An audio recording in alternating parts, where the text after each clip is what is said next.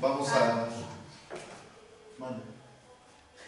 No, quería como pasarte la presentación, ¿te la puedo mandar al correo? No sé. O no tienes, estamos... ¿Tenemos Sí. internet? Ya empecé la transmisión. Pues igual ya empezamos a grabar. Creo que tú puedes hacerlo desde... Es que son 12:25. solo la aplica.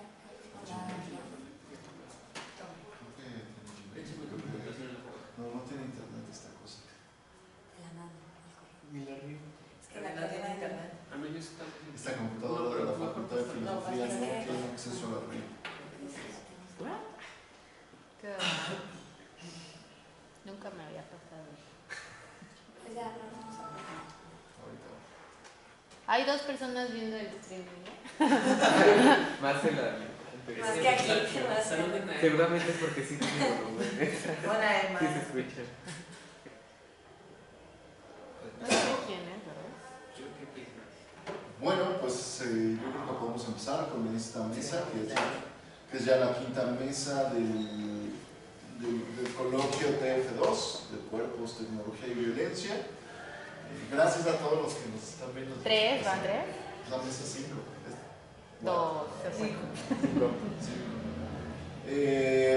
Hoy tenemos aquí a María Cortés, a Sebastián Lomililla, María Torres, grupo de trabajo relevante, pues ellos pueden gestionarse solos, autopresentarse, porque Porque así. Sí. porque así son. Yo creo que Así tan formante. Ya pegué el Estoy espalda en que medio, sea tan ¿no? La formante. proyección. 1, se nos está yendo el público. Por favor, hagan algo. Perdón. Bueno, pues nuestra mesa se llama Nuevas, ¿cómo era? Exactamente. Nuevas narrativas ecológicas. 2, regresó 1. Ahora, nuevas narrativas ecológicas de la tecnología, sobre la tecnología. Y bueno, un poco lo que queríamos justo mostrar, y creo que el trabajo que hemos estado haciendo como de manera individual y en conjunto es, pues justo, ¿no? O sea, pensar como nuevas formas de dar cuenta de ciertas crisis ecológicas que tienen que ver con problemas de filosofía de la tecnología, en donde hay ciertos conceptos que ya no nos sirven como para enfrentarnos como a las condiciones contemporáneas de la técnica, ¿no? Entonces, un poco en eso, pues hemos desarrollado cierto tipo de proyectos en conjunto. El principal es como Proyecto Haraway, que ha tenido como diferentes vertientes, ¿no? Desde talleres, charlas, un seminario sobre traducción y un círculo de lectura, ¿no? Y un poco la idea es justo, ¿no? Es poner a rodar, un poco siguiendo también la invitación de Haraway, nuevas narrativas que nos permitan dar cuenta de la complejidad de nuestro mundo, ¿no? Y bueno, a partir de eso también, pues yo personalmente lo que voy a presentar hoy tiene que ver con un concepto que maneja Jean-Luc Nancy y otro de Bernard Stiegler, que es la organología general. El de Nancy es ecotecnia de los cuerpos. Me parece que justo estos dos autores generan nuevas formas de pensar la técnica y como enfocarnos en ciertos problemas que me parece que quizá otros autores no están como haciendo hincapié y que me parecen cruciales como para poder entender como la especificidad de la técnica contemporánea, ¿no? Entonces, bueno, sin más voy a empezar como a leer sobre la ecotecnia de los cuerpos. Toda una otra organicidad de organología es desplegada desde el momento en el que la vida se continúa a través de otros medios distintos a la vida misma. Si al principio del siglo XX dicha organicidad se presentaba simplemente, como dice Jean-Luc Nancy, como la extensión del ensamblaje y el montaje de instrumentos, prolongaciones del cuerpo, prótesis y máquinas simples, después fue mutando como la ampliación de un gesto de dominio, donde la administración y el gobierno de energías tomaron el lugar del solo empleo de las fuerzas, terminando finalmente por revelar otra naturaleza de la relación hombre y técnica, la de la combinación e interacción después del feedback. Esta autonomía orgánica de nuestro comportamiento dislocaba todas las distinciones entre objeto y sujeto, hombre y naturaleza mundo, siendo ella misma extendida más allá no solamente de nuestros cuerpos, sino incluso en nuestro espíritu. En demanda de ese último de exportarse y exponerse bajo la forma de máquinas muy autorreferenciales y de las cuales las leyes y esquemas de organización imponen de vuelta ciertos funcionamientos a nuestros comportamientos.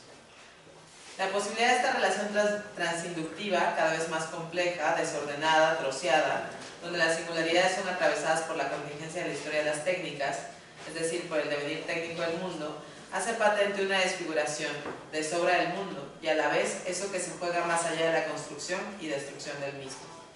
Esta evidencia fue cada vez manifiesta cuando en la mitad del siglo XX Europa tuvo que hacerse cargo de las acumulaciones, los límites demográficos, las exterminaciones, los grandes números, los flujos, las estadísticas, la presencia obsesiva, anónima y exponencial por primera vez de una población del mundo.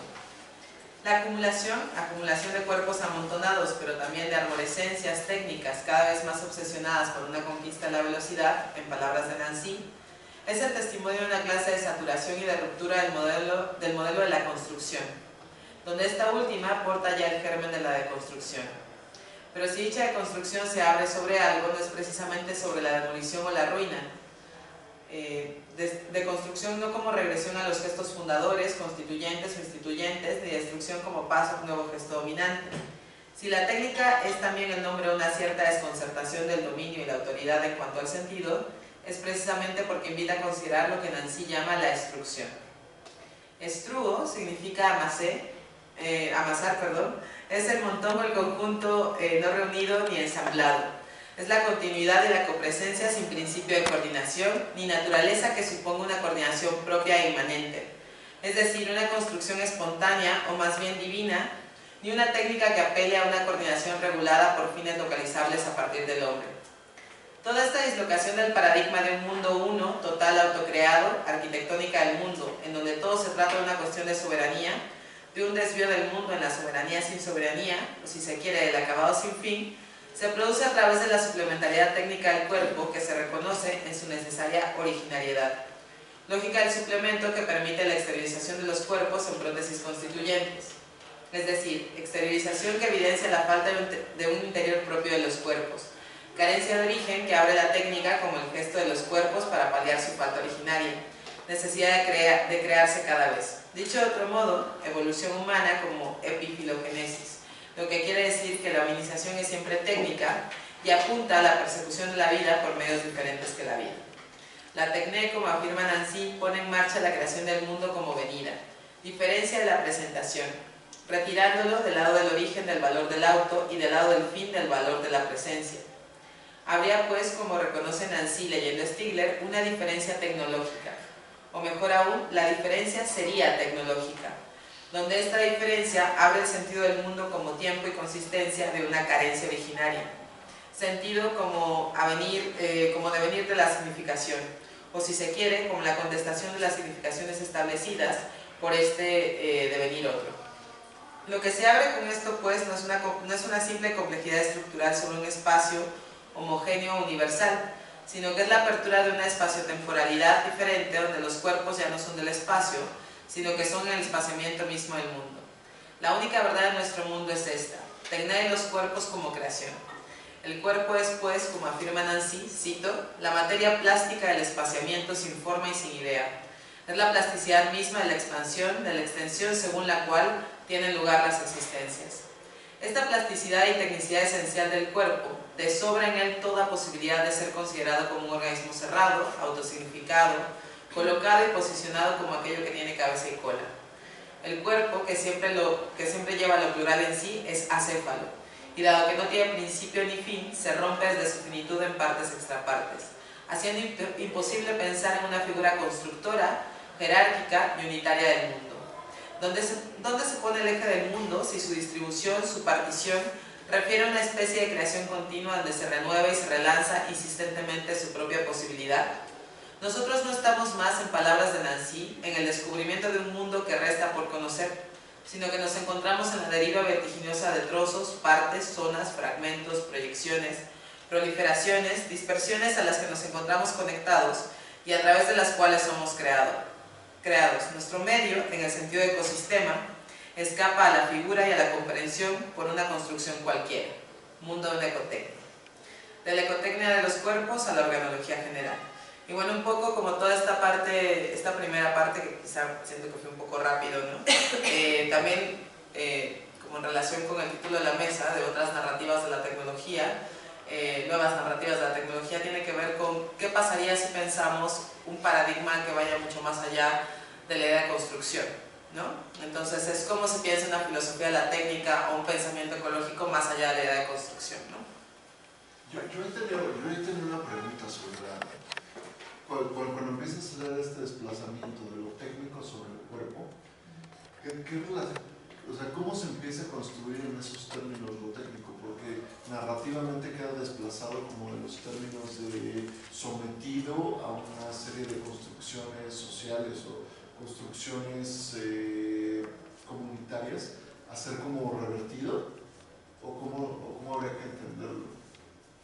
A ver, como O otra sea, vez. como si el lenguaje tuviera que dejar de estar instituido sobre la construcción de las máquinas, la producción de los objetos, y tendría que estar en esta idea general donde la corporalidad se extiende, ¿no? Como si fuera el lugar donde se puede abarcar lo técnico. ¿Cómo se modifica eso en las estrategias, por ejemplo, de producción? Bueno, a ver, es que no sé si entiendo muy bien como la pregunta, porque en realidad, o sea, me parece interesante como traer este texto porque está como en la base de cosas que ahora me interesan un poco desde Haraway, por ejemplo, ¿no? Que es como toda la idea de la producción de los cuerpos. Para mí la idea de ecotecnia de los cuerpos tiene que ver con esta idea de producción situada de los cuerpos de Haraway, pues, ¿no? O sea, los cuerpos se producen y esa producción es una producción que no solamente es una producción en términos de los objetos técnicos producen los cuerpos, sino que también, justo, ¿no? O sea, los conceptos, la teoría producen los cuerpos, pero a la vez esos cuerpos producen más teoría y producen más objetos técnicos, ¿no? O sea, posibilitan otros acontecimientos técnicos, pues, ¿no?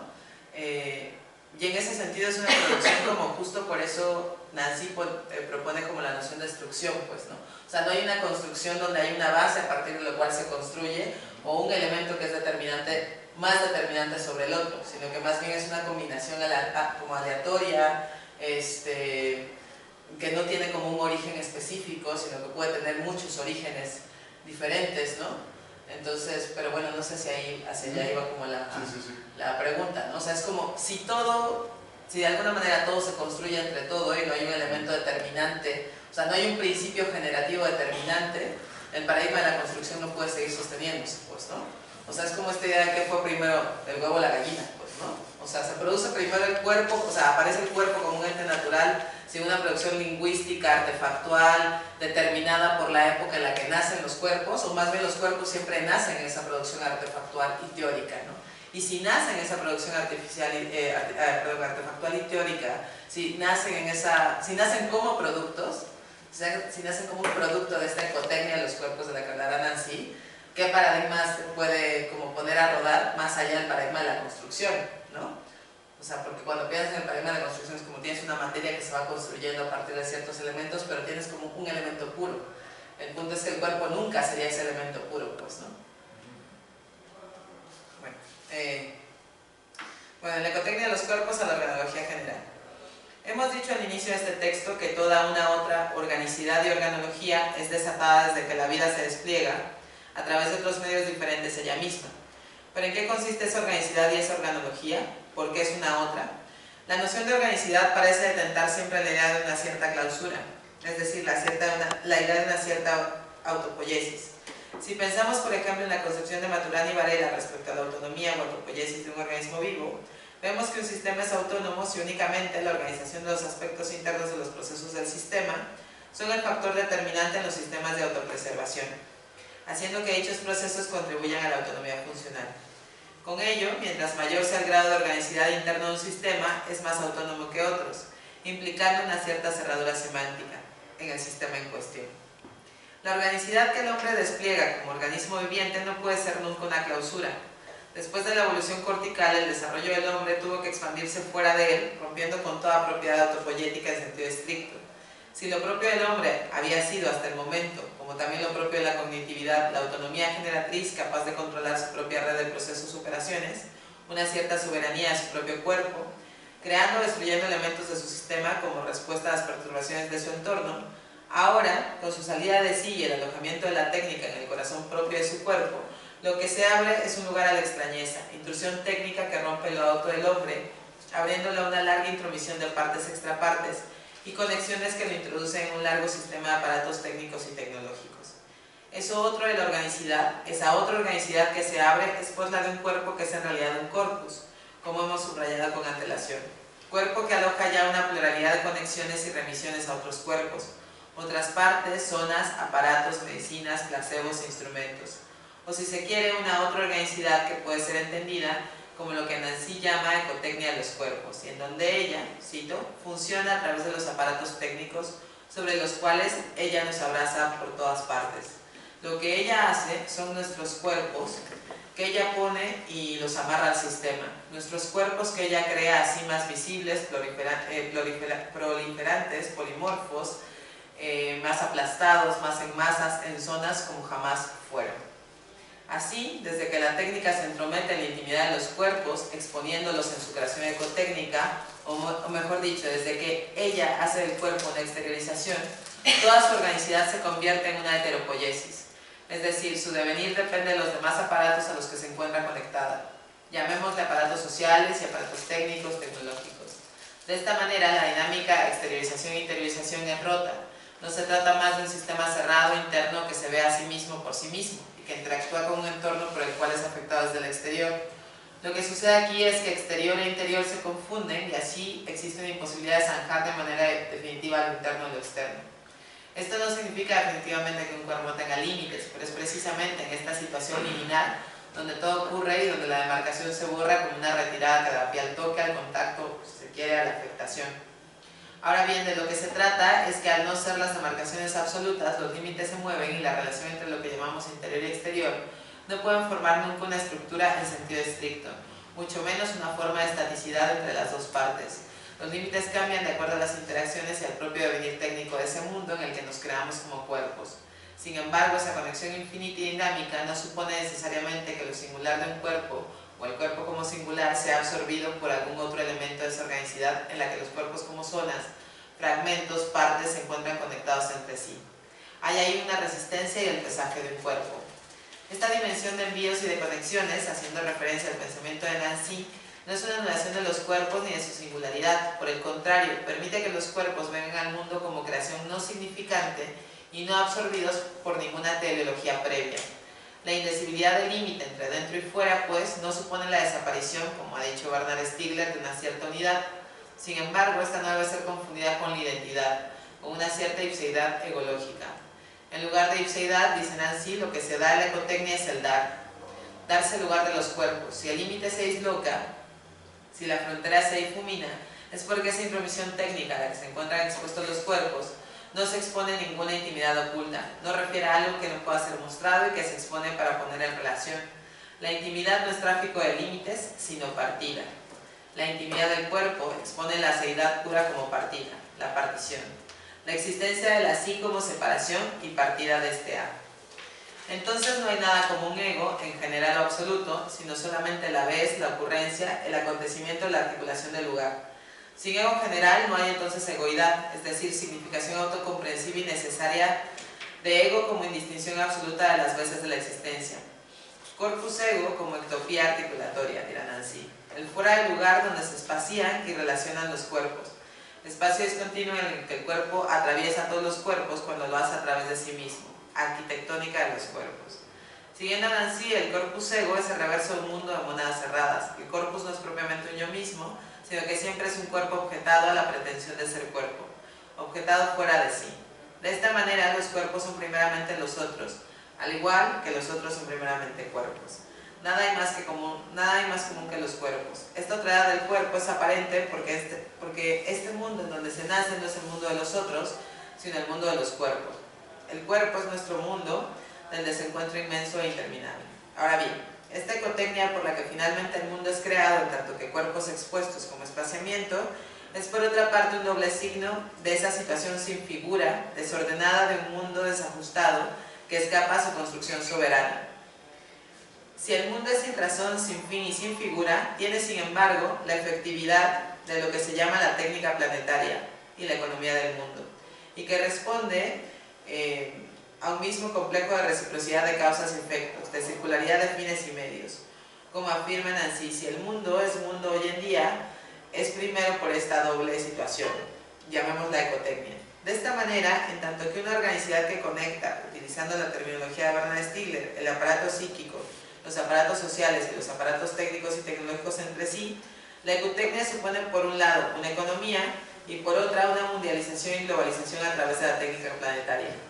Hemos dicho más arriba que la conexión infinita y dinámica a la que nos encontramos expuestos como cuerpos, que venimos en constante creación y hacemos o conformamos el mundo, es decir, cuerpos que se encuentran invadidos, conectados, acuciados por millones de órganos vivientes y no vivientes, que crean una especie de cuerpos como trazados, zonas, que muchas veces rebasan la distinción entre lo vivo y lo muerto, ni vivo ni muerto, ni natural ni artificial, no son necesariamente reducidos o plagados desde su singularidad, es decir, no son aniquilados en su claridad específica desde la que espacían el mundo. No obstante, habría que apuntar que dicha ecotecnia, de la que estamos hablando, se forja en un terreno capitalista, y no es sino el capital lo que produce una generalización banalizante del cuerpo y del prójimo, en donde los cuerpos son canalizados únicamente hacia su equivalente monetario, hacia la plusvalía de capital que se reúne y se concentra ahí.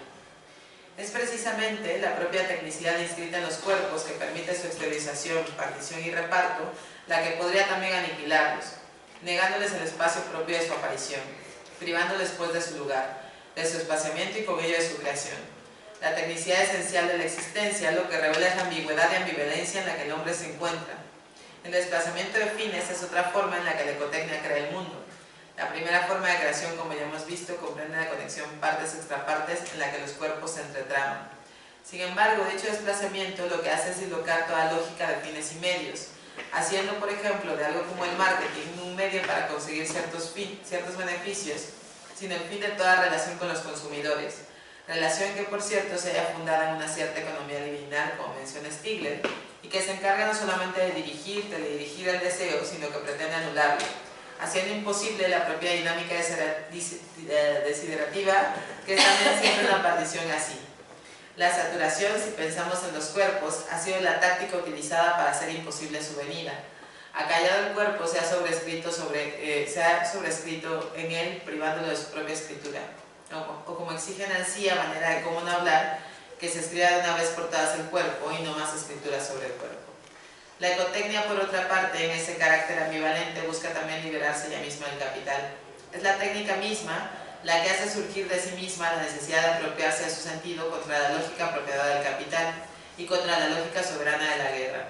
Para Nancy sería justamente esa dimensión ambivalente o farmacológica de la técnica, donde algo puede ser remedio y no a la vez, donde encuentra hoy nuestra historia todo su peligro y toda su oportunidad. Ahí, en el imperativo aún mal percibido de un mundo que está creando sus condiciones mundiales por volverse insostenible y catastrófico con las reparticiones de la riqueza y de la pobreza, de la integración y la exclusión de todos los nortes y de todos los sures. Cierro sí. Hay entonces, en la exigencia de esta ambivalencia, en el seno de esta organicidad a la que podemos llamar ecotecnia, una necesidad de dar cuenta en las conexiones que ella establece. Si bien en efecto no hay más voluntad creadora en el sentido de una autopoiesis absoluta o de una soberanía constructora, eso no significa que no exista un imperativo del cual debamos hacernos cargo. Esta ambivalencia se disemina a partir del corazón de la técnica, que se abre como algo trágico de la existencia, en donde el hombre como ser farmacológico parece no poder escapar a la fatalidad. No nos parece que sea el momento, sobre todo por cuestiones de espacio, para explicar todo el gran camino que se abre con esta reflexión a partir del mito de Epimeteo y que vamos a encontrar desarrollado en la técnica del tiempo. Aquí nos gustaría centrarnos en cómo toda ecotecnia supondría una organología, y una organología tendría que pensar el cuerpo más allá de su primacía al órgano cerebral. Sabemos que la complicidad necesaria entre epifilogénesis y siniautogénesis puede ser la salida al neurocentrismo, en el que pueden caer ciertas aproximaciones neurocientíficas.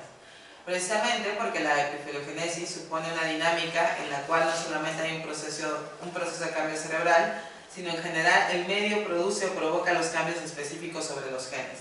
Es decir, la relación entre los genes y un medio específico permite que ciertos genes se desarrollen o no de acuerdo a las condiciones del propio medio. También nos interesa plantear desde esta exposición sobre la ecotecnia o teoría de los cuerpos nanciana, otra forma de pensar distintos problemas de graves consecuencias en relación a una cierta economía de los cuerpos, en donde estos son banalizados y aniquilados. Quizás hay un lugar por donde empieza la injusticia, término borroso y demasiado usado, tendría que ser por los cuerpos. El problema de una economía industrializada no es solamente cortocircuitar los circuitos largos de transindividuación, que son la base de una diferencia entre la mayoría y minoría de edad, como sostendría Stigler, sino que, bueno, es que esto como que ya, como que esto se me hace que ya es demasiado, entonces igual, ¿cómo puedo empezar a cortar ciertas cositas? O sea, un poco la idea es, del texto, esto es un texto que en realidad hace muchos años escribí también y que me parecía que era como bueno retomar para esto. Pues primero es como cuestionar el paradigma de la construcción como un paradigma para pensar un pensamiento ecológico contemporáneo, y por otra parte el reto que justo supone no pensar en un paradigma de la construcción y también en cómo los cuerpos son creados técnicamente y eso les permite ciertas cosas, pero a la vez esta técnica está en un contexto capital que a la vez puede aniquilar los cuerpos. Lo que nos hace dar cuenta es esta dimensión farmacológica de la técnica, ¿no? O la dimensión farmacológica de la creación del mundo, ¿no? Entonces un poco es la idea como apostar por intentar pensar un paradigma que vaya más allá de la construcción, pero también qué pasaría o qué pensamiento sería posible a partir de considerar realmente la dimensión farmacológica de la técnica, pues, ¿no?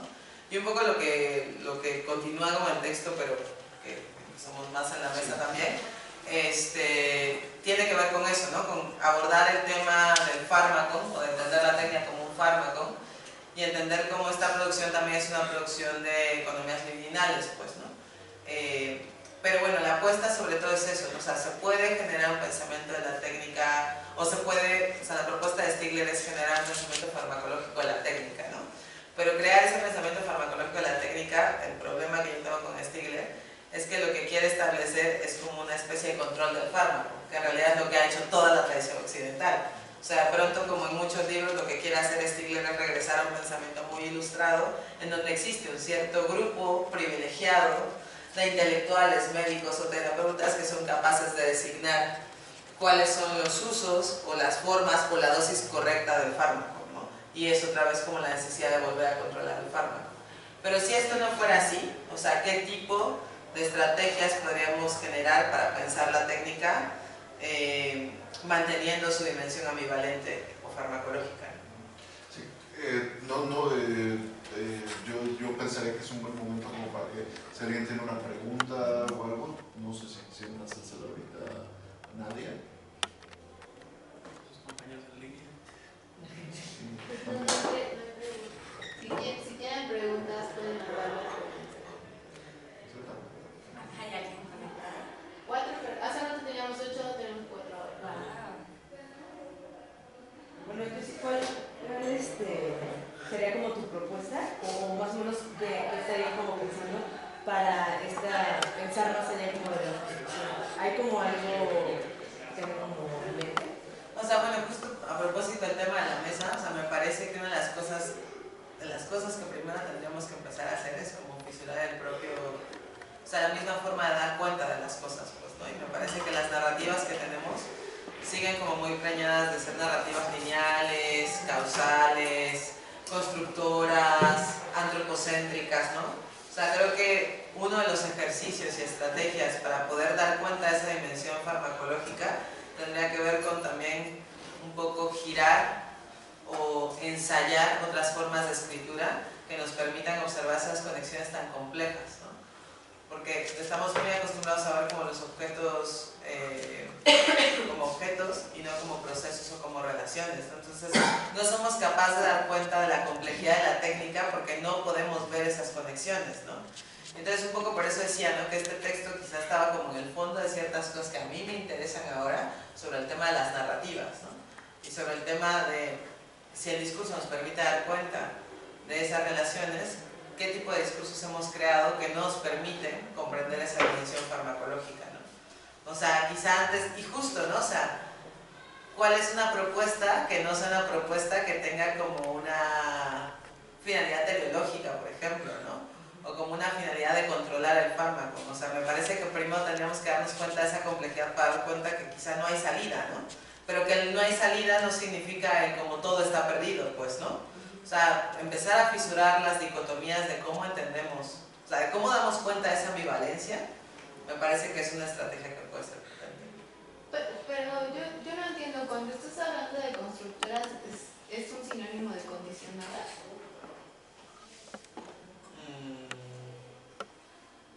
No, no necesariamente. ¿Por qué? Porque no acabo de entender cómo no ser constructor. O sea, es decir, si tú vienes al mundo, no entiendo cómo una parte no puede ser constructora. O sea, no digo que constructor cerrado, en círculo, pero sí hay algo de construcción, porque... Claro, pero justo, ¿no? O sea, más bien como que la idea de, o sea, la idea de una construcción como toda la parte en donde, por ejemplo, justo hablaba de corpus ego, ¿no? O sea, como la idea de una construcción, por ejemplo, un dar cuenta de la narración como una construcción que tiene un fundamento, que pones una base, que a partir de ello se apila como toda una explicación del mundo, ¿no? Y en donde tienes que poner una base firme. O sea, el paradigma de la instrucción es, hay una producción, pero no es una construcción jerárquica, o es una construcción donde pones una base fundamental a partir de la cual eriges un edificio, pues, ¿no? Digamos arquitectónico. Exacto, no es un modelo arquitectónico. Por eso es que Nancy propone como esta idea de la instrucción, ¿no? O sea, no hay, como todo es más una masa, no es algo que se levanta, sino es algo que se está mezclando, que se está produciendo de una manera más compleja y azarosa, pues, ¿no? O sea, el paradigma del progreso o el paradigma de toda la linealidad es un paradigma constructivo, pues, ¿no? Las cosas empiezan aquí, terminan acá, eso es un paradigma constructivo. O sea, la narración se construye a partir de ese paradigma constructivo, pues, ¿no? Entonces, la idea es cómo se puede pensar más allá de un paradigma constructor, ¿no? Y hay cosas que bajo la idea de construcción sí pueden ser condicionadas, o sea, más bien sí se condiciona un cierto relato, pues, ¿no? Y quizá te estás olvidando como todas las cosas complejas que están pasando alrededor de eso. ¿Cómo modificaría esas narrativas? Porque por un lado está como el pensamiento de construcción de un basamento y una teleología, pero por el otro lado están, no sé, reflexiones ecológicas, ¿no? Donde existen como este tipo de relaciones donde, no sé, hay cierto tipo de oruga que vive en cierto tipo de árbol, que llega y cierto tipo de avispa le pone sus huevos y eso determina el tamaño, cómo crece el árbol y dependiendo del número de orugas que se coman las hojas y todo esto, y esto afecta pero que se construyen como ciclos, ¿no? O sea, una y otra cosa, y que pareciera que están sujetas como a términos de éxito de continuidad contra, no sé, desastre ecológico, ¿no? O sea, que hay una ruptura que constituya como la dispersión de ese tipo de narrativa. ¿Cómo se contrapondría? O sea, porque no es ni esa ni esta otra, ¿no? Las narrativas hacia dónde tendrían a construirse, porque entiendo esto, ¿no? Hay muchos aspectos, pero tiene que haber, dentro de los límites, nuestros límites narrativos, tiene que haber una forma de acoplarlos, ¿no? De convertirlos en narratividad. Pero por ejemplo, pues no sé, ¿no? O sea, justo pensando en estrategias ecológicas, ¿no? Pensando por ejemplo en Ursula Hayes, que hace como un ejercicio muy bonito de una crítica sobre las narrativas que existían acerca de la extinción de las especies, ¿no? O sea, como toda la construcción de todas las narrativas de especies extintas, ¿no? Lo que hacen esas narrativas, la manera en la que quieren dar cuenta de la extinción de esas especies es como humanizando a los animales extinguidos, y entonces empiezan a hacer como una narración como muy antropocéntrica de cómo ya no existe ese animal, por ejemplo, ¿no? Y entonces lo interesante es que ella aparte hace como un análisis no solamente de las narrativas en términos textuales, sino en términos sonoros, ¿no? Y entonces dice como o sea, a finales del siglo XVIII se empieza como a hacer como una obsesión como por dar cuenta del vacío de esas especies a través del sonido.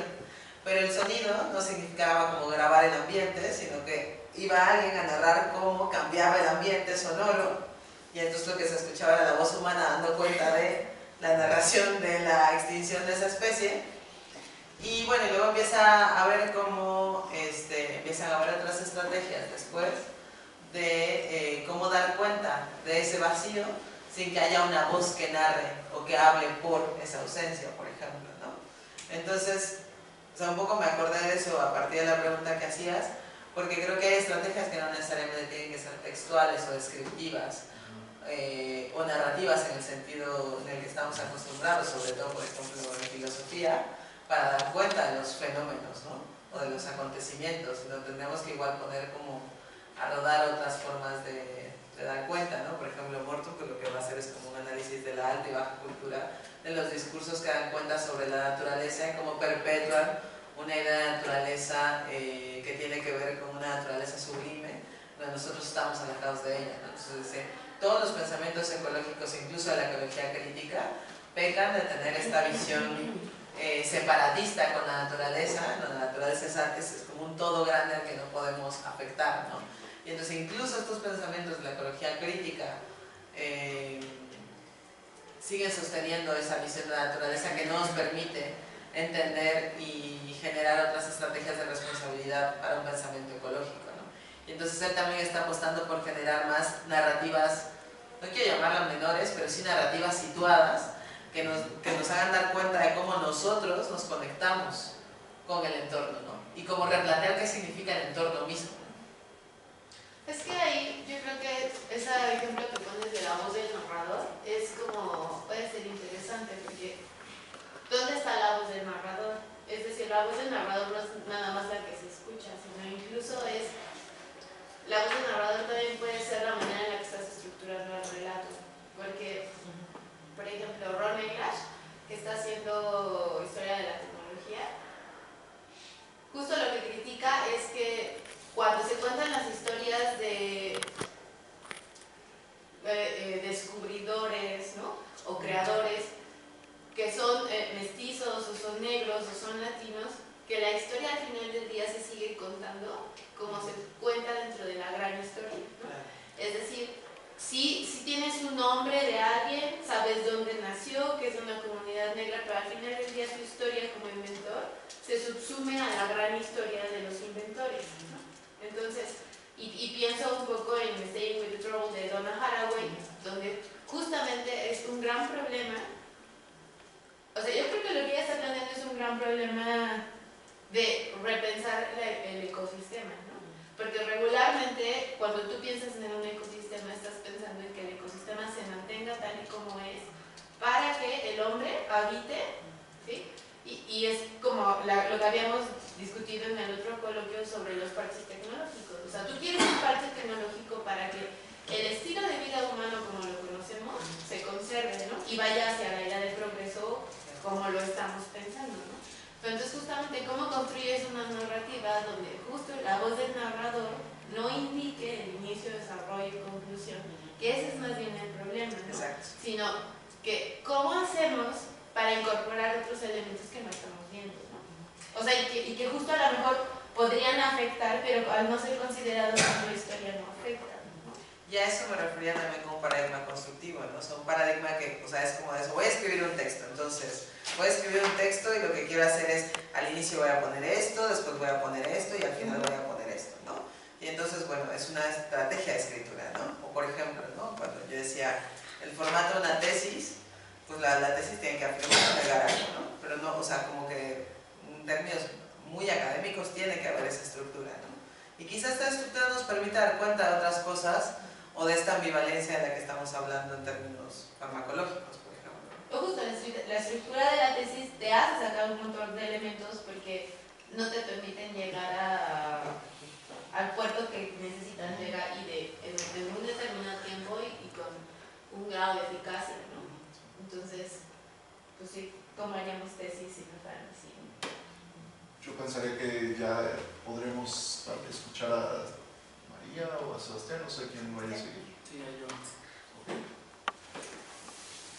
Tu tesis. No. Bueno. Entonces, entonces yo continúo con algunos temas que considero quizá menos arriesgados en la discusión, un poco un puente con cosas que a su vez tienen que ver con una lectura más cercana a temas en la facultad. Aunque, insisto, como dijo Nadia, que el desarrollo del proyecto Haraway ha trabajado ontologías relacionales y dedicadas sobre todo a elementos del cuidado, es decir, vínculos sobre sobre políticas, éticas y afectos que determinan a las redes concretas, y no justamente un paradigma estructurado desde el centro que se eleva hacia arriba, ¿no? Entonces, en esa medida hemos estado trabajando la computadora, siguiendo el texto Staying with the Trouble de Donna Haraway, y principalmente el tema de las figuras de cuerda, ¿no? Cómo es que las narraciones implican múltiples actores con distintas especies, ¿no? Ahora, me parecía que en esas discusiones acerca de cómo se hacen mundos, cómo se hacen comunidades, era importante tomar un primer paso dentro de Heidegger, ¿no? Quien justamente podemos reconocer como uno de los principales antihumanistas del siglo XX, y sin embargo aquel que mantiene todavía las aporías del antropocentrismo, ¿no? Encontramos el lugar de la naturaleza en Ser y Tiempo como un lugar bastante ambiguo entre un ente intramundano y un caso límite del mundo, ¿no? Esto me parece interesante en Ser y Tiempo en la medida en que primero establecemos claramente que la naturaleza no es un lugar o un espacio en el cual existimos, sino que se encuentra de hecho como una entidad determinada científicamente, a pesar de, digamos, junto con los discursos u otro tipo de elementos que conforman el mundo, aunque todos tienen el foco de la existencia, ¿no? Sin embargo, hay otro elemento en el mismo parágrafo de Ser y Tiempo en el cual nos dice que es un caso límite. Y aquí me parece fundamental señalar qué es lo límite de la naturaleza en Ser y Tiempo. Se trata de aquello que es co-descubierto con el cuidado de los entes intramundanos. Es decir, uno descubre la naturaleza, las montañas, los árboles, el cielo, en la medida en que tiene relaciones pragmáticas entre los artefactos en los que nos estamos envolviendo día a día, ¿no? Esto, si bien suena interesante, me parece que nos lleva inmediatamente a aporías, ¿no? Tenemos una ontología fundamental que no puede dar explicación hacia cosas que no son el ser humano, y el ser humano de por sí es pensado en un vértice muy peculiar que es en relación con la mecánica de su ocultamiento. Entonces, si bien la empresa fenomenológica era justificar el lugar de la ciencia a través de una reducción de los contenidos científicos, y la fenomenología intenta radicalizar esto en la medida en que no reduce la conciencia sino la existencia, no es claro cómo pueda volver a partir de la existencia justo a entes que no son como el ser humano, ¿no? Y aquí uno de los conceptos claves para pensar esto, como decía, es el tema del cuidado. Ahorita regreso a eso, ¿no? Lo que nos interesa, por ejemplo, de la tesis heideggeriana en este contexto como digno de ser pensado, a pesar y con Timothy Morton, es justamente que tenemos un pensamiento de lo ente que no es el ser humano, sin que esto implique una búsqueda de lo natural, como ese espacio que no es humano, que nos precede y que nos reúne, ¿no? En el texto de Ecology Without Nature de Timothy Morton encontraremos justo una investigación acerca de qué significaría una ecología sin un concepto específico de naturaleza. Esto tendrá, por ejemplo, un elemento fundamental, la crítica a las narraciones de corte romántico, que establecen siempre, mientras yo escribo, esto pasa, y genera justo una suerte de éfrasis, no lo va a nombrar él así, pero me parece que cuando nos sentamos a Heidegger vale la pena llamarlo éfrasis. Es un salto de mientras escribo aparecen los pájaros cantan, los ríos fluyen, todo esto. Y cuando uno recuerda el texto de la origen de la obra de arte, sabrán a qué me refiero, ¿no? Justo cuando hablo de esta campesina, es una éfrasis literal, claramente, y tiene esta característica de narración romántica. Entonces, nos quedan preguntas pendientes a través de esta discusión que hemos llevado en el proyecto Haraway. Hay que preguntarnos cómo es posible una ecología sin naturaleza, y pongo por naturaleza con mayúsculas, de dónde narramos el ecologismo, su necesidad de su orientación, cómo podemos ocuparnos de la naturaleza que no es independiente de nuestros discursos, ¿no? Aquí hay que insistir una y otra vez, no tratamos ahora como de un realismo ingenuo, sino una pregunta fundamental, como qué es eso que no somos nosotros solamente, ¿no? Y sin caer, digamos, en un cierto idealismo, ¿no? Entonces, decía yo que quería regresar al término desorden o cuidado de Ser y Tiempo, porque me parece que ahí tenemos todos los problemas que ha habido y por haber, ¿no? Heidegger ocupará después el tema de la physis y de la tierra después de la Quere. Sin embargo, la discusión de la physis no es una discusión que se vincula directamente con el tema de la naturaleza en este contexto, sino que tiene que ver más bien con la naturaleza de las cosas y por lo tanto saltará de la discusión de los animales, las plantas y los medios hacia el tema de la mecánica de la verdad y del ocultamiento, que es de hecho una teoría de la falsedad que me parece fundamental. Pero entonces el tema de la física no es más que una tematización del tema de la aletheia, entonces no tenemos por ahí una salida. Sin embargo, en el origen de la obra de arte aparece otro concepto que me parece digno de ser pensado en este contexto, y es el de Bevagan. Este concepto aparece al final del ensayo del origen de la obra de arte, cuando recupera el tema o el tópico de la muerte del arte hegeliano, ¿no? Dice, bueno, el arte, nos dijo ya antes, es aquello que muestra el viento, el pasto, el mar, y en esa medida es el lugar estético desde el cual se comprende la natural. Esto es una tesis claramente que va a señalar muy, de modo muy crítico Timothy Morton, como es que se entiende la naturaleza a través de la ecología, y aquí el arte es la mediación para pensar el medio. Esta es una tesis en Timothy Morton crítica en la medida en que justo establece esta diferencia entre lo natural y lo natural. Sin embargo, yo no me atrevería a seguir aquí esta línea amarga de todos los teóricos de Aristotle, esos OOO, porque siempre son súper patanes y entonces todo está mal para ellos. Entonces, la mediación no me parece en principio un problema, pero hay que señalar que está en Heidegger esta mediación y que es criticable en tanto establece una decisión entre natural y no natural, ¿no? Yo no vería un problema en que es una mediación de conciencia, pero...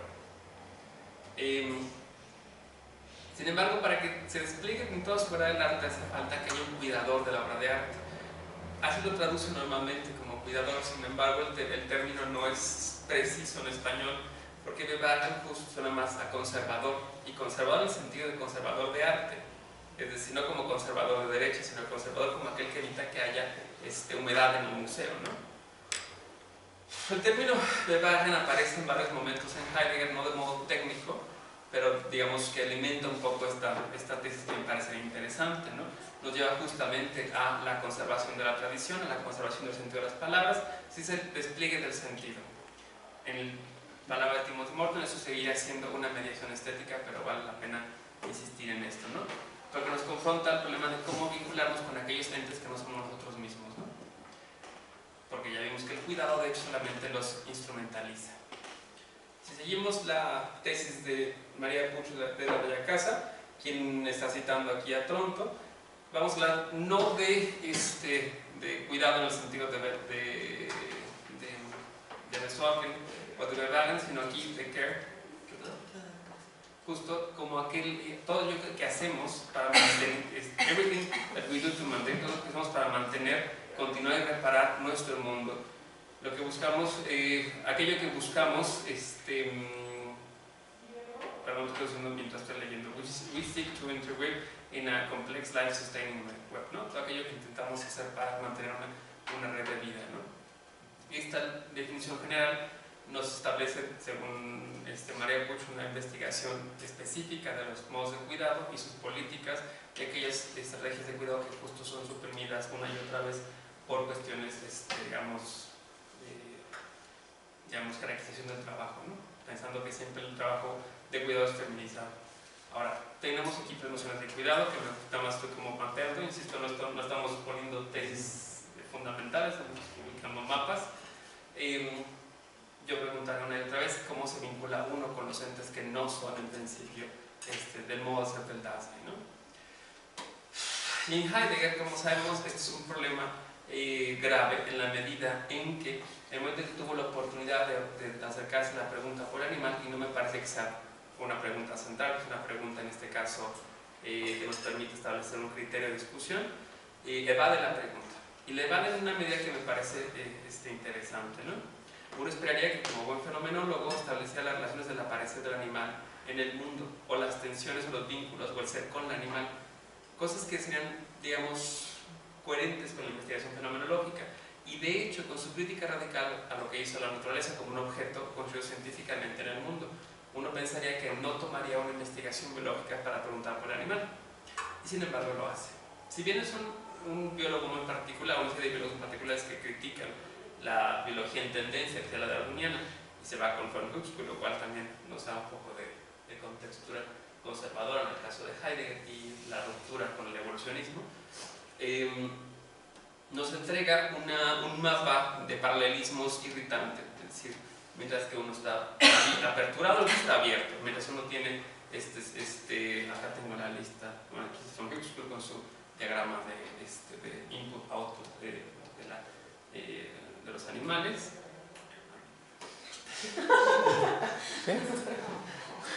Ya no la presenté. Porque entonces la lagartija, como saben en el texto de Heidegger, nunca logra la comprensión que un existente como Heidegger lo tendría, ¿no? Aquí pues me pareció afín las sonrisitas. 2009, 2010. Se sienten bien. Entonces tenemos un montón de paralelismos de como el mismo Sloterdijk hace una separación casi histérica de no pueden ser lo mismo porque no pueden ser lo mismo aunque las estructuras estén en un lado y otro, ¿no? Unos son Offenbach, otros están en la Offenbachkeit. En el entorno tenemos un Joder, ¿lo viste? No fue ajá, la espíritu de Heidegger. Tenemos un Benemen, tenemos un Verhalten. Todo es un esquema de columnas, ¿no? Y la pregunta fundamental es por qué nunca hizo cuestión del aparecer del animal en el mundo, ¿no? Yo creo que si hubiera hecho esta pregunta habríamos tenido una cosa que Heidegger de hecho le incomoda en sus investigaciones, ¿no? Cuando tenemos una investigación en cómo se reúnen los artefactos en el cuidado, vemos que es una reunión acerca o direccionados a la obra. En este caso es una idea pragmática, productiva en algún sentido, ¿no? Y aunque los parajes de repente son el escritorio, no tienen una noción simbólica, que me refiero, el carácter antropológico o la carga simbólica de los instrumentos no son tocados por Heidegger. Entonces uno se preguntará, todo lo que hace Heidegger en ese tiempo no tiene una carga, digamos, significativa en el sentido que lo puedes hacer en una antropología incluso decimonónica, ¿no? Entonces, ¿cuál es la obra? La obra nunca es más que martillar, ¿no? Pero nunca se reúne en torno a un tótem, ¿no? Hay una supresión sistemática de la religiosidad porque sabemos que es una ontología de corte protestante, ¿no? Cristiana, yo diría que incluso protestante, como los mismos que cita al principio en la introducción, ¿no? Entonces no hay un tomarse en serio como es que las cosas tienen dimensiones religiosas. No son parte de la ontología, o no de la ontología fundamental, porque la ontología fundamental parte de la praxis de hacer las cosas, no de cargarlas de sentido, ¿no? Eso es importante señalarlo, pero creemos que Heidegger está hablando de esta cosa de significación de las cosas, y eso no es lo que aparece en Ser y Tiempo, ¿no? Son significativas porque trabajan redes de significación, no porque tienen capas y capas de sentido. Eso ya podemos encontrarlo en Gadamer, pero no en Heidegger, ¿no? Entonces, ¿por qué voy a esto? Porque justo no encontraremos en la investigación animal uno de los encuentros fundamentales que tiene el existente humano con el animal, y es el elemento ritual o el aparecer del tótem, ¿no? Eso es importantísimo. Bueno, el animal, insisto, para Heidegger es como la ardilla de Catalán, está solita y suicida, no tiene compañía con nada, no tiene proximidad con el ser, entonces está abandonada en su cocinita, ¿no? Entonces, hace poco hicimos un taller con huesos de animal, y lo asombroso es que lo primero que son los artistas es empezar cosas extremadamente rituales y reminiscentes, digamos, en capas y capas de lo que ha quedado bajo el cristianismo, ¿no? Y con el cristianismo, y son cosas como esta, ¿no? Entonces, nos hace preguntarnos por establecer realmente una investigación del ser con otros seres que no sean el ser humano. No quiero aquí sonar animalero, animalista y que entonces quiera privilegiar la relación humano-animal. Eso sería justamente en contra de la propuesta que estoy presentando aquí. Lo que me parece es que la relación humano-animal es sintomática, y no soy el único que lo dice, ¿no? Lo encontramos claramente en la continuación del debate que establecemos con Derrida, ¿no? O sea, la investigación de cómo aparece el animal en el texto, que como dice Donna Haraway, es un darle la vuelta al problema y no enfrentarse al animal, y más bien hablar del animal en el texto y no del ritual de encuentro cotidiano entre la gata y Derrida. Digamos, es un poco ya la crítica de cómo es que el animal no es tratado nunca de hecho, sino que es tratado en imagen, ¿no? Y me parece que es una cosa que tenemos que discutir desde Heidegger, discutir cómo es que el ser con el animal ha sido pensado en los últimos años en este incremento de discusiones sobre el animal, no con relaciones complejas con los seres vivos, sino en torno a una imagen o a un ente que de hecho pasa por un ente privilegiadamente imaginable, que es justamente el animal. Y sobre todo los animales carismáticos. Hablábamos de la extinción, había una nota desde ayer. Del Bronquical. No, bueno, sí, pero la nota del último rinoceronte blanco de Sudán, ¿no?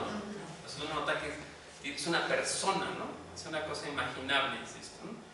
Entonces habrá que pensar el ser con irrestricto, como diría Nancy, ¿no? Pero tú ahí lo estabas también contraponiendo a las fotos que tenías antes de los puercos en los mataderos, ¿no? Que son justo los animales puestos en el punto... No está en el matadero. No está bueno en el... Este puerco está contento. El otro está en el criadero. Y esta está una puerta, una jaula. Esta es una práctica que hicimos sobre o sea, una cosa que... ¿Cómo saben que está contento? Este puerco no, pues es porque están jugando. O sea, entramos son capas y capas del asunto, ¿no? Esta fue una cosa que hicimos en un criadero de puercos de la UNAM. Es una jaula de maternidad que están prohibidas en muchas partes del mundo, salvo en México y otros. La puerca pasa meses aquí encerrada con sus cochinitos, ¿no? Y los machos, como son sementales, pues tienen corrales mucho más grandes y tienen nombres y juegan con los cuidadores y se levantan y se dirigen a ti, ¿no? O sea, ¿para qué? No sé, pero...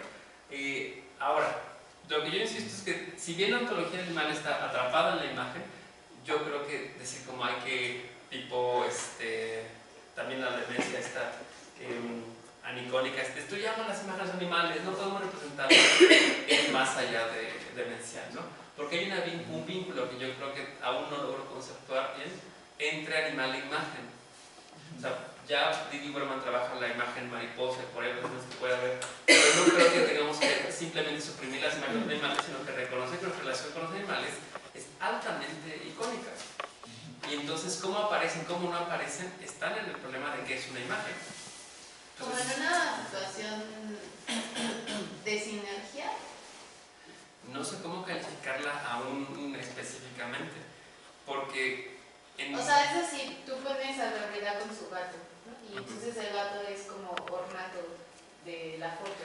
no. Pero en realidad hay una relación entre el gato y... En el caso de Derrida y el gato, yo creo que es una foto que tiene una ocasionalidad, como diría Gadamer, muy interesante. O sea, la gata se vuelve famosa por el texto de Derrida. Entonces, la gata tiene cierto peso teórico. Es como fotografiar a Heidegger junto a un cuadro de Van Gogh. O sea, tiene densidad semántica, en este caso la imagen, ¿no? Y esta imagen es muchas veces reproducida, no es solamente un adorno, ¿no? Pero no solo están como en ese nivel, ¿no? Porque gatos con significado está también la foto de Cortázar con su gato. Y los gatos de Zambrano, entonces tienen esos propios gatos de... Ajá. O sea, los bichos aparecen porque hablan de ellos, ¿no? Y un poco lo que hace Derrida es cómo va apareciendo el gato, los animales en el texto. Sí. Pero entonces, un poco lo que creo que debemos hacer es cómo aparecen los animales en las imágenes y cómo no aparecen en las imágenes, ¿no? Es decir, no solamente hace falta una crítica al texto, una lectura del texto del animal, sino ver una teoría de la imagen que se comprometa con la ontología animal como problema, pues. Entonces ahí yo creo que todavía estamos muy abiertos, está muy genérico el tema, todavía no queda muy claro cómo hacerlo. Ahorita pongo un par de propuestas velozmente para no atrasarme más, ¿no? Entonces, pero ¿cómo afrontarías el problema? Por ejemplo, una cosa que me parece interesante es asumir que el animal es una representación. Entonces, ¿cómo llega a construirse el animal? En este caso tenemos estrategias de construcción visual y dispositivos de visualización de animales. Y estos legitimamos como ciencia, no nos va a quitar como su carácter legítimo a ciencia, porque de repente, insisto, aquí no se trata de hacer un discurso anticientífico, irracionalista y ultra romántico, ¿no? Pero sí reconoce que la construcción, de hecho, está en un marco, digamos, estético. En el caso de las taxidermias, ya ha sido comentado muchas veces, se puede reconocer que cuando la taxidermia falla, justo por incapacidad técnica o por desconocimiento de la etología del animal, tenemos productos antropomórficos cómicos.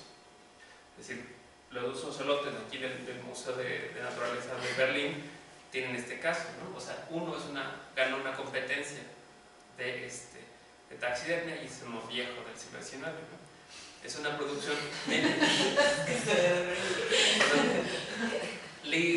notamos, digamos, aquí kantianamente, es un objeto y cuando falla producción los vemos en el espejo, ¿no? Entonces la pantalla se vuelve espejo inmediatamente cuando no está bien enfocada, ¿no? Es un caso, ¿no? El tema de lo cómico frente a lo serio, en términos de ciencia, ¿no? Este es un ejemplo que no voy a discutir ahora, es una cosa muy interesante, pero una conferencia de la doctora Cira, que no voy a hablar ahora, pero un poco, la doctora Cira presentó una conferencia, y presentó una conferencia en todas del mundo, ya que la dejan de perseguir, que es segura, porque dijeron que los animales son inteligentes, acerca de la depredación y el consumo animal, ¿no? Y el animal se refiere en este caso a los seres humanos, ¿no?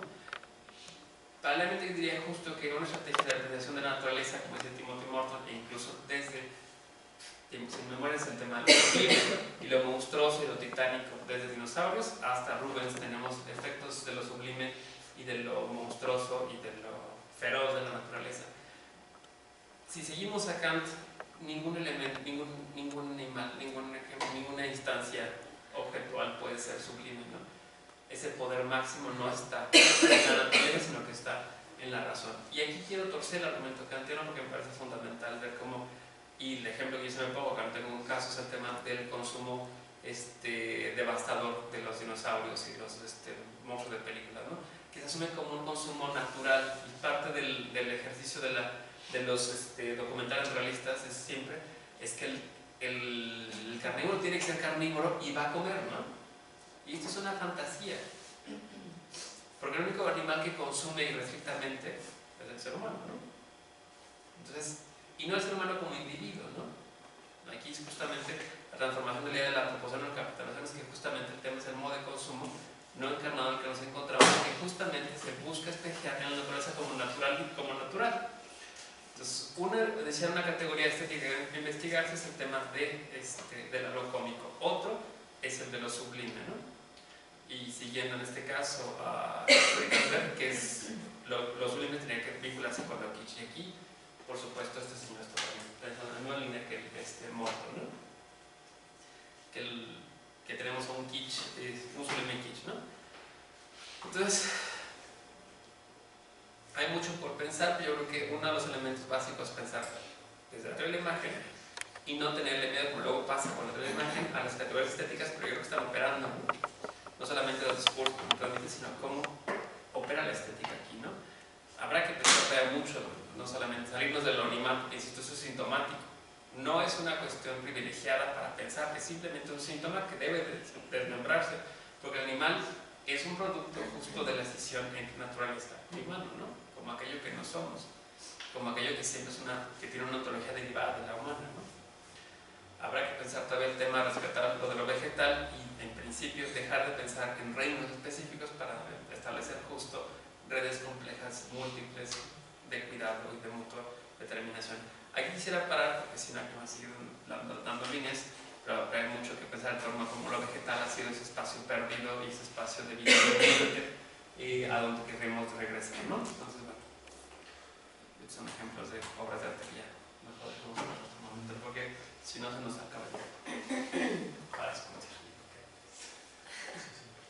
no sé si alguien tenga alguna pregunta.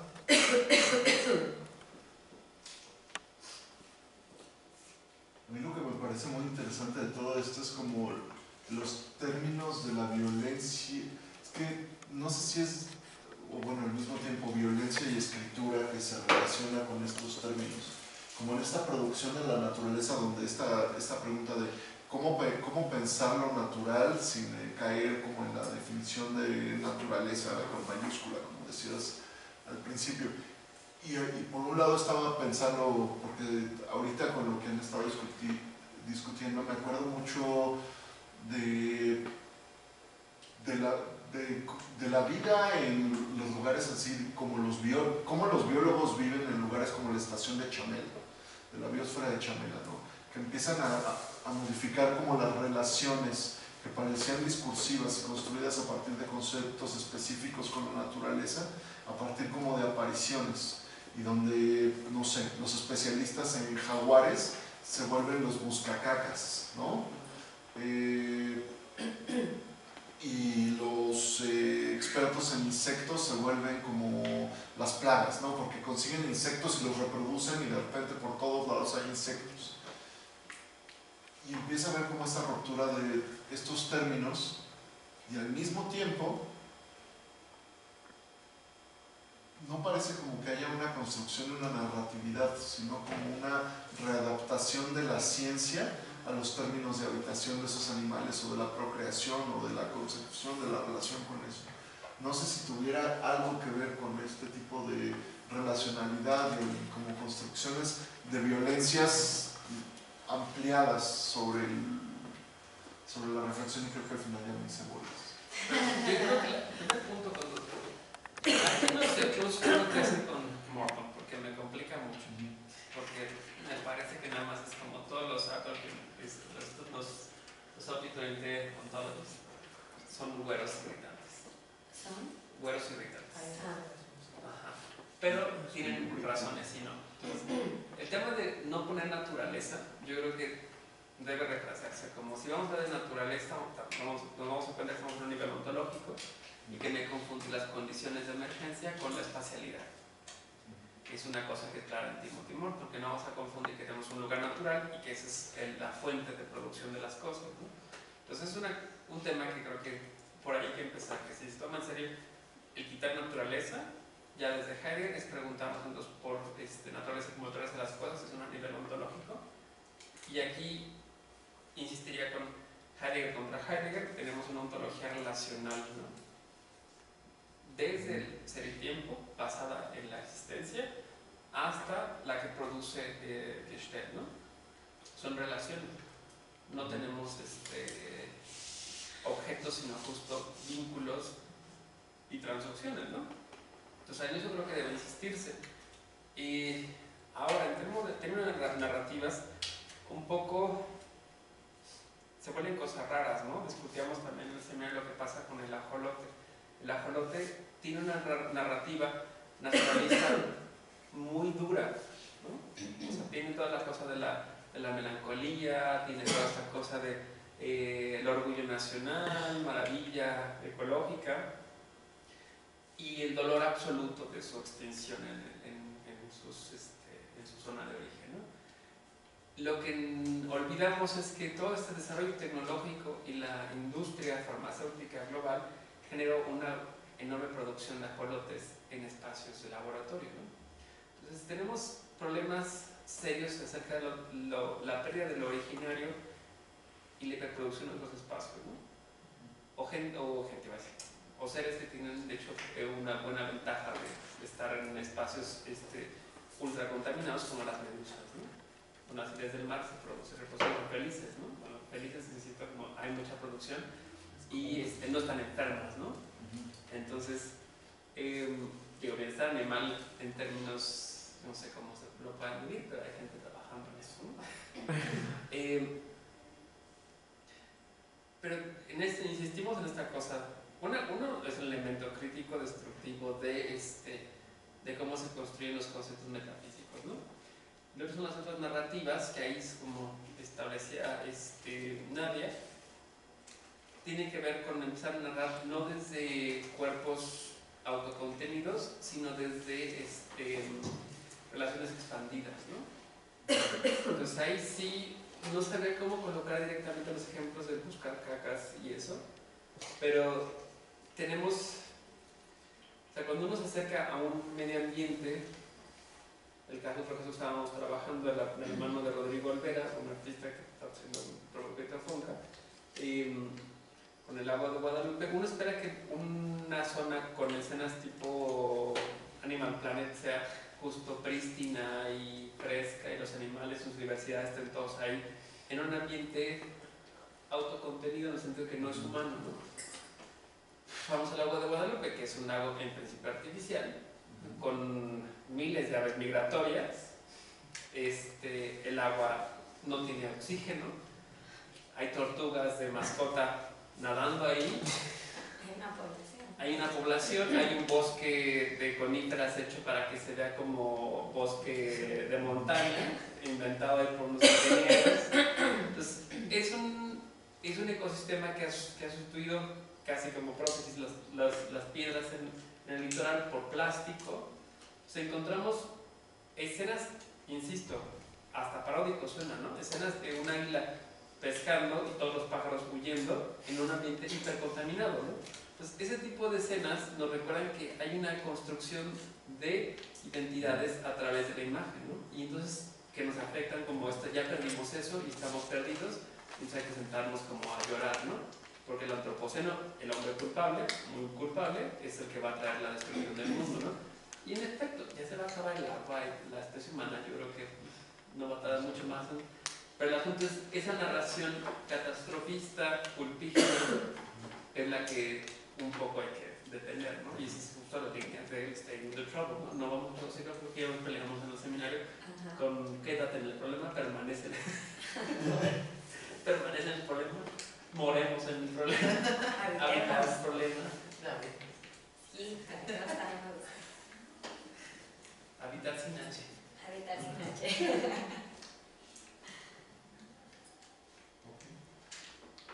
Bueno, finalmente María Torres. Sí. Tengo una voz en este momento sexy y a medio gas. O sea, si me dio un ataque de tos. Entonces voy a hacer lo que pueda para que me escuchen. ¿No tienen internet en un celular que me puedan compartir? Es que tengo unos videos. O sea, los videos malditos. Nunca logro poner videos en una presentación. Se te van a acabar los datos. No, entonces no. ¿Saben qué? Que no voy a ponerles ningún video. No se puede conectar el video. Pero yo tengo Rio, yo sí tengo esta cosa. ¿Sí? Sí, dime cuáles son los videos. No, lo proyecto desde aquí. ¿Me dejas el Sí. HDMI? ¿Te lo paso? Sí. Yo tengo internet. ¿Tienes internet? Ajá, mira, yo tengo Rio. Está aquí, Ajá. pero voy a hacer un poco. Acércame ahora en la compu para Sí. controlarlo bien. Aquí está. Usted no manda mi internet y resulta que ya tengo Rio, entonces no hay problema. No sé qué tal. Sí, ¿no? Ay, a ver, pero ¿dónde está? El disco duro. Es el Toshiba.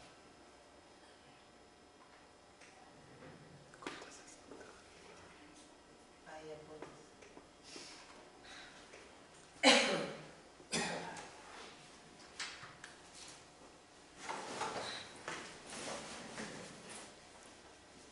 Bueno, no sé si cargarán o no, da igual, si no pasamos sin videos porque además está listo.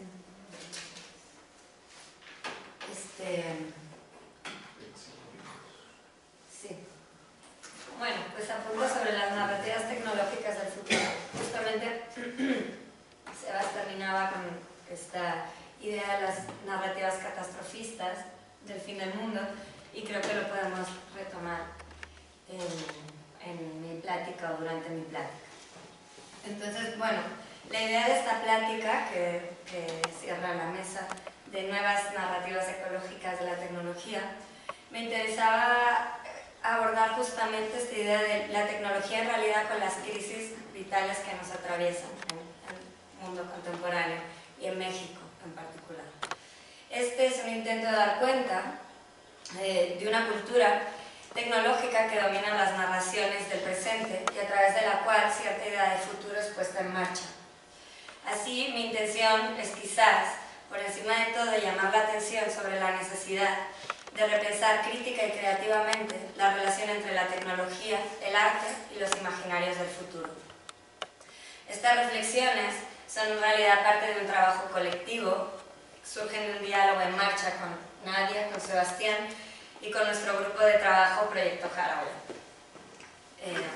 Sin más preámbulo, pues empiezo.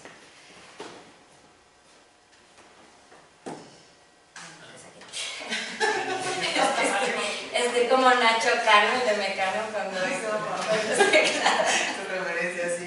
Referencia cultural. Exacto. muy local, muy local. Bueno, México está en crisis.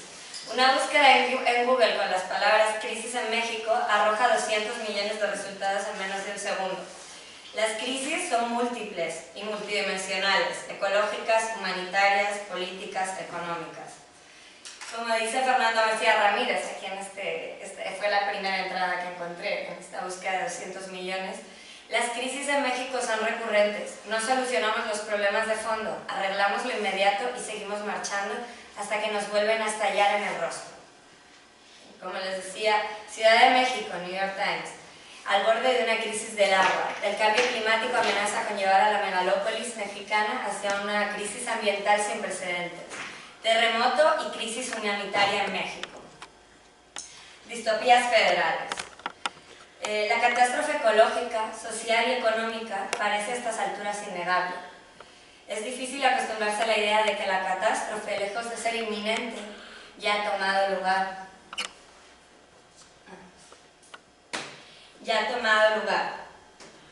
Con esto no quiero decir que todo esté perdido, como decía antes Nadia. Cada época se enfrenta a sus propios fantasmas del fin del mundo. El fantasma del fascismo, el del pánico nuclear, por citar algunos más o menos recientes, viejos más bien. El fin se aproxima, pero el apocalipsis es de larga duración, no recuerda de día. Ahora bien, ante lo que se impone ya como un futuro irreversible, nos preguntamos qué hacer, cómo actuar, cómo hacer que emerja desde la imposibilidad lo nuevo y lo distinto. Nuestros tiempos son catastróficos y en gran medida irreparables. Esto es un hecho. Y en este sentido querría explorar la relación entre los medios artísticos y el problema de la catástrofe, emplazada desde un pensamiento contemporáneo de la crisis. De inmediato, esto nos arroja la pregunta por los modos en que la crisis se conceptualiza, se produce y se resiste en las prácticas y los discursos dominantes de la tecnociencia y los nuevos medios. Cabe preguntarse, en este sentido, qué narrativas y metáforas usamos y hemos producido desde los medios artísticos y las industrias culturales cuando hablamos de la crisis y del futuro. Más aún, ¿por qué las narrativas importan a la hora de afrontar la crisis?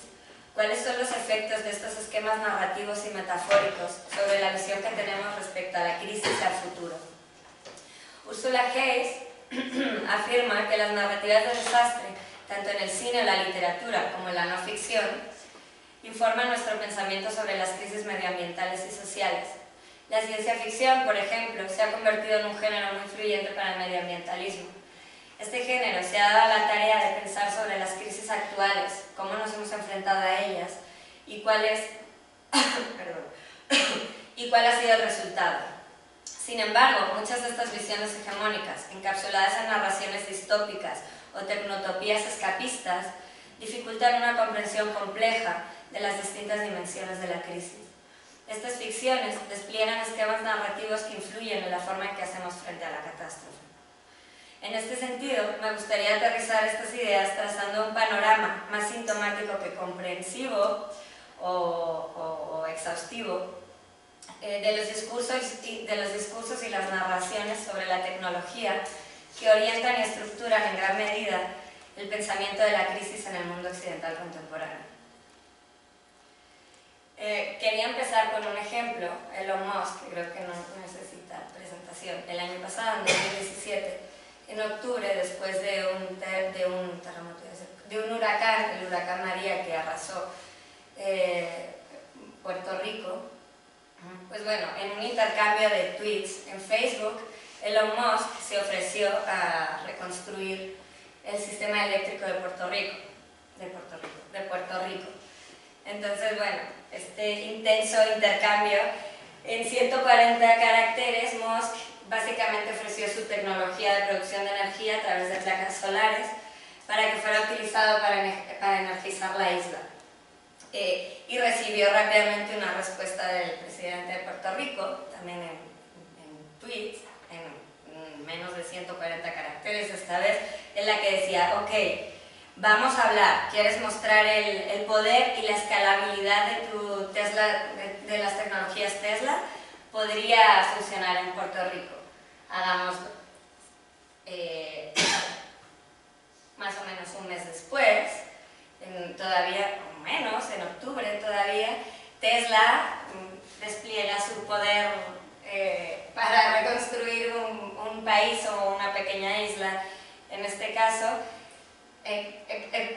instalando toda una planta eléctrica en un hospital infantil en la capital de Puerto Rico y ocupando, como ven aquí, me llamó mucho la atención esta foto porque se supone que es un tipo de energía sustentable, pero está ocupando un espacio brutal, que es el espacio de hecho del estacionamiento del hospital infantil. Entonces este hospital se quedó sin estacionamiento, pero recuperó la energía. En fin, esto ha generado toda una serie de narrativas en torno a Musk. O sea, no sé si saben que sus proyectos en principio eran sustituir todos los coches, todos los carros que utilizan energías de carburo, o sea, ¿cómo se dice? Hidrocarburos, y sustituirlos por coches eléctricos. Y también otro de sus proyectos era colonizar más Marte, para poder enviar ahí a 1 millón de seres humanos y que la raza humana, en caso de que la Tierra deje de ser habitable, pues pueda preservarse. En cualquier caso, se generó toda una burbuja en torno a Elon Musk y aquí para no mostrar un botón con camisetas de todo tipo de "Sálvanos Elon", "Elon es mi héroe", "Elon es mi cross", mi celebridad, mi celebridad cross, my celebrity cross, Occupy Mars, o sea, todo este tipo de merchandising. Hasta las de What would Elon do? Ajá, hay muchas, hay muchas, esta es solo una parte. Bueno, en paralelo aparece el director de Facebook, Zuckerberg, y justamente con toda esta discusión en Twitter para reconstruir Puerto Rico, y decide lanzar una aplicación de Facebook de realidad virtual en Estados Unidos, pero con las imágenes de la catástrofe de Puerto Rico. Es decir, deciden hacer un tour virtual por Puerto Rico en medio de la destrucción. Les quería poner este video, de hecho, con ella es la directora de realidad virtual de Facebook, él es Zuckerberg, y entonces deciden hacer la presentación en un gran evento en el que hacen un tour virtual, como les decía, por la catástrofe directamente. Turismo virtual. Ajá, turismo virtual de la catástrofe. Entonces pues van ahí navegando y hablando, riéndose, diciendo, mira, no estamos en el mismo lugar, pero podemos chocar las manos, en la catástrofe detrás, toda inundada, la gente pues tratando de salvar sus pertenencias. El video es muy interesante, quería ponerles como un fragmentito, pero bueno. En cualquier caso, esto por supuesto fue súper polémico, o sea, hubo un montón de, toda una discusión ardiente en redes, ¿no?, de cómo se le ocurría a este señor hacer una presentación de una aplicación de realidad virtual ahí. Bueno, toda la retórica del video es: gracias a esta aplicación de Facebook podemos dar cuenta de una tragedia, de una catástrofe, comunicarnos con nuestros seres queridos en el lugar de la catástrofe, identificar, vamos a crear unas aplicaciones para identificar cuáles son los lugares que necesitan ayudas, etcétera, etcétera. Creo que esto tiene una resonancia con lo que pasó recientemente en México, ¿no?, con el temblor. O sea, como se trataron de articular toda una serie de soluciones, ¿no?, tecnológicas para una crisis, en este caso era el temblor. Pero bueno, en cualquier caso, como dice Zuckerberg, si usted quiere cambiar el mundo, lo mejor que puede hacer es crear una empresa. Es la mejor forma para actuar eficazmente y concretar su visión. Entonces, todas estas narrativas de Silicon Valley, quería ponerles otro video, que justamente son una competición global de soluciones para enfrentar los grandes retos de la humanidad, y esta competición ha sido creada por la Singularity University, que es una universidad, la Universidad de la Singularidad en Silicon Valley, y pues tiene toda esta retórica, ¿no?, de está listo para cambiar el mundo. Entonces, bueno, la Singularity University, les pongo un poco de contexto, es una corporación benéfica, que este es un término, B Corp, es un término bastante extraño, de corporaciones que se dedican a, o sea, tienen en realidad ánimo de lucro, pero se dedican a resolver los problemas de la humanidad, o sea, como acción social, pero ganando dinero, o sea, es lucrativo en realidad, es como una nueva versión pues bueno, de la responsabilidad social. Entonces, es una corporación benéfica de California, abocada a resolver los grandes problemas de la humanidad, como les decía, a través del uso de tecnologías exponenciales. Todo esto es sacado de sus textos de propaganda, como la biotecnología y la bioinformática. Promueve un programa de capital de riesgo destinado a financiar proyectos locales de intervención humanitaria en contextos de crisis medioambiental, de seguridad y de gobernanza. Está ubicada en el campus de la NASA, en Silicon Valley. Su fundador es Ray Kurzweil, que es este tipo que tiene el libro de la singularidad está cerca, que es inventor, empresario y director de ingeniería en Google. La Universidad de la Singularidad cuenta con varios fundadores y socios corporativos como Google, Autodesk, Cisco, Nokia, Kaufman y Planet, etc. Todos ellos de Silicon Valley. Bajo el lema ¿Estás listo para cambiar el mundo?, la Universidad de la Singularidad tiene la misión de educar, inspirar y capacitar a líderes para aplicar tecnologías exponenciales con el fin de resolver los grandes desafíos de la humanidad para el futuro, literal. Y bueno, en el Global Solution Program, en el video que les quería poner, Silicon Valley, Kurzweil dice algo interesante. El propósito de la competencia de impacto global es recrear la realidad y la cultura de Silicon Valley en cada país del mundo. ¿Qué es Silicon Valley? Es una metáfora, la capacidad de individuos y pequeños grupos para transformar las grandes industrias y las grandes ideas, con el propósito de hacer del mundo un lugar mejor. Bueno, el proyecto narrativo de Silicon Valley promete cambiar así el mundo, apelando a una supuesta nueva visión de las cosas e induciendo con ello una fuerte respuesta afectiva. Nuevas y mejores soluciones para un mundo mejor, anuncian a bombo y platillo. La fantasía tecnológica de Google aparece aquí inequívocamente en su dimensión ideológica. Estas respuestas reaccionarias a la crisis y la catástrofe, lo que Timothy Morton ha llamado pánico tóxico, imaginan soluciones milagrosas en relatos de salvación, al tiempo que movilizan un pensamiento racionalista de la técnica basada en el control y la preocupación de la misma, así como el dominio moderno y masculinista de la naturaleza. La idea de futuro parece ser abolida o disuelta en fantasías escapistas megalómanas. Elon Musk escapando a Marte. Como señala Nadia, y cito, el solucionismo y el arreglo rápido esconden estrategias, estructuras y disposiciones de nuestro pensamiento occidental para enfrentar las problemáticas tecnoambientales. Ante el desastre, el arreglo. Ante la crisis, las soluciones tecnocientíficas. También cosas, no es como una cita textual, pero bueno. Esta lógica, articulada desde el control y no desde el cuidado, aniquila la posibilidad de desplegar otras formas de enfrentar nuestras crisis más allá del arreglo del remache.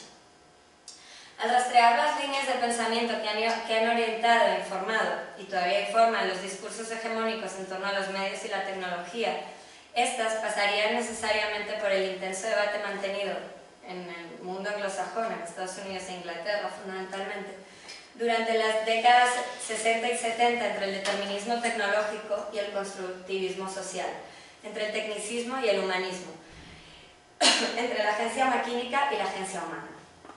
Esta discusión, en última instancia, trataría de definir, por un lado, hasta qué punto los nuevos medios y las tecnologías de la comunicación determinan la propia cultura y sociedad de la que surjan, y por otro lado, cómo determinados factores culturales dan forma y modifican el uso que hacemos de la tecnología. Así, ambas posturas, que se juegan entre la autonomía de la máquina y el servilismo tecnológico, son las dos caras de una misma moneda. Ambas forman parte de una lucha ideológica por el control de la naturaleza, de la tecnología, de la cultura. La idea ilusoria de control, que atraviesa los modos modernos de descubrimiento, categorización y tecnología, parece ser en parte responsable de sumergirnos en esta suerte de pánico tóxico. Esta tecnotopía del humano tecnológicamente mejorado, capaz de transformar el mundo, es solo el lado amable del pensamiento dominante en un mundo sometido por el hombre moderno blanco.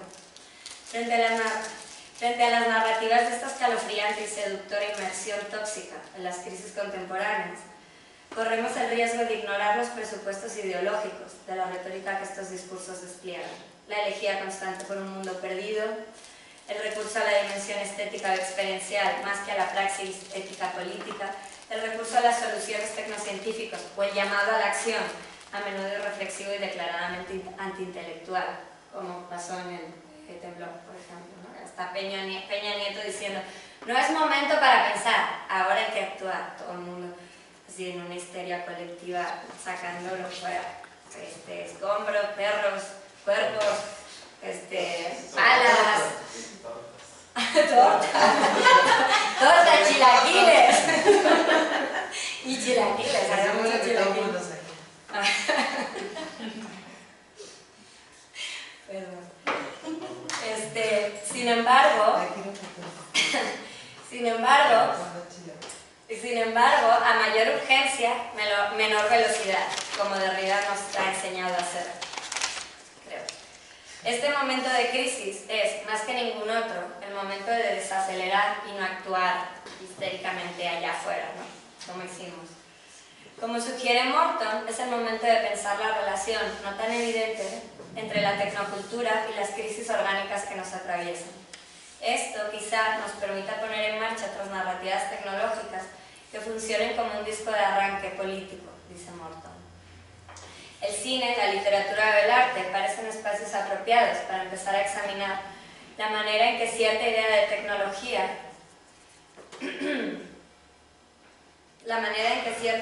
tecnología moviliza afectos, prácticas y creencias. Es por ello que vale la pena explorar otras formas de fantasía tecnológica capaces de refrescar, al menos, el pensamiento de la crisis. Esto no significa que haya una solución estética a nuestros problemas ambientales, sociales y políticos. Más bien sugiero que examinar las estéticas narrativas sobre la tecnología y el futuro podría propiciar la formación de una visión crítica de la crisis. La crítica de la crisis no consistirá en ningún caso en la revelación de nuevos discursos que den cuenta de lo que está pasando en su totalidad, sino que quizás implique volverse menos ciega a las lógicas y funcionamientos en juego en nuestros propios discursos y narrativas. Mi propuesta aquí es una invitación a pensar la crisis desde las tecnologías inmersivas, más allá del pensamiento racionalista de la técnica, para impulsar desde ahí otras narrativas más críticas, creativas y éticamente responsables. Como señala Nadia, siguiendo a Morton, quizás no se trata... Criticando a Haraway y retomando a Derrida. Quizás a Stigler, pero si no están del todo de acuerdo con él. Bueno, quizás no se trate de proponer soluciones milagrosas o de escapar al problema que nos plantea aquello que no podemos controlar. Tampoco de proyectarnos sobre ese tiempo por venir que llamamos futuro. Quizás se trate más bien de aprender a estar plenamente presentes, de evitar la crisis, o como nos dice Haraway, staying with the trouble.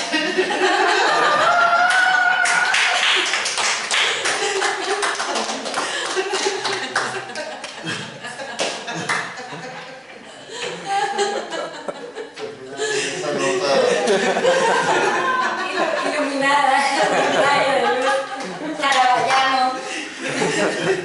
No sé si alguien tenga alguna pregunta. Ya está, ya lo resolvimos. Adiós.